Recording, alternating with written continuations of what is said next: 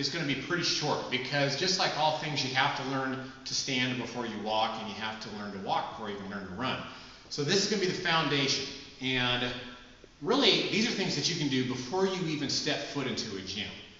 As I touched on in my little anatomy video, this is proper lumbar lordosis. This curve God gave us, all of us, to varying degrees, and this needs to be maintained. Basically, no matter what you do. The only time that I allow clients to let that lumbar lordosis relax is when we're trying to do direct abdominal work. Then I'll let them let that lumbar lordosis relax, go into flexion, so that they can work the abdominal muscles through like a crunch or a leg raise or something like that. Because after all, that's what the abdominal muscles do, is they pull the ribs and the pubic bone together. Otherwise, this needs to be maintained at all times. So, just walking around and doing things at the house. Maintain this at all times, and not ever, this is the worst way that you can bend over and pick up anything. I don't care if it's 500 pounds or a pencil. So, start practicing that almost immediately. It's a pain at first, and you're always having to think about it, but it doesn't matter what I do. When I bend over, I use my hips, I keep this lumbar lordosis maintained, I pick up, I put it back. Always, always, always, always. And the only exception is sometimes I will squat, but still, if I'm picking up my son's shoe, this is maintained, I squat, I pick up his shoe, safe.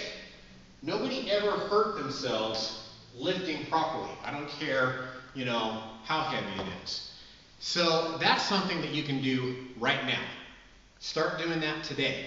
Whenever you think about it, maintain perfect lumbar lordosis. Pick what it is, whatever it is that you're going to pick up, just like so. And like I said, it's not a perfect thing right off the bat. It's going to take time, but slowly and eventually, it's going to be like breathing. You're not even going to have to think about it. It's going to be perfect all the time. So now, with that being said, I'm going to show you basically my foundational stretch / mobility move. And this is something that I do all the time, every day, at least for a few seconds, multiple times a day. It's called the Goblet Squat. And so just like you saw me pick up my son's shoe, you position yourself in a good squat, hips, shoulders are square, you squat down. You place the elbows right inside the knees, and then you force the knees apart, trying to stretch the inner thighs and the adductors. Big breath, come back up. I do that all the time, multiple times a day for a few seconds. And that's what builds, not focusing on a 20 or 30 minute stretching session, but doing small spurts all the time. So from the front, squat stance, squat down, maintain perfect lumbar lordosis, place the elbows inside your knees, press them open. Really stretch in here. And then big breath, come back up. All the time I do that. I get stiff sitting at home in the office chair, I get up, do a couple of those. Now, as part of my pre-warm-up, pre-workout ritual, I make that a little bit tougher. And I actually try to force myself down into my hips a little deeper. To do that, I simply grab a kettlebell.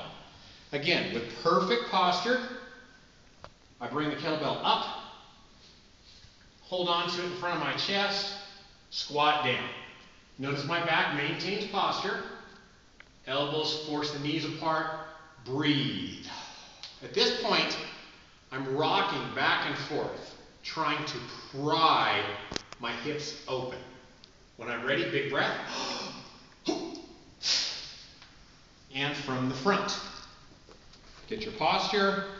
Bring the kettlebell up. Descend. Maintain lordosis. Pry the knees apart. Breathe.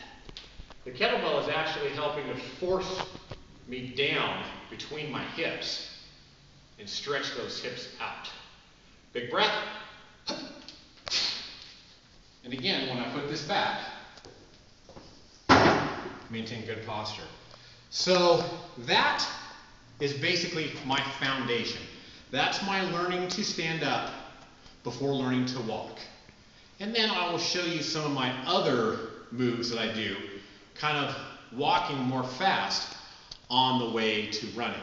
But again, some things you don't even have to do in the gym.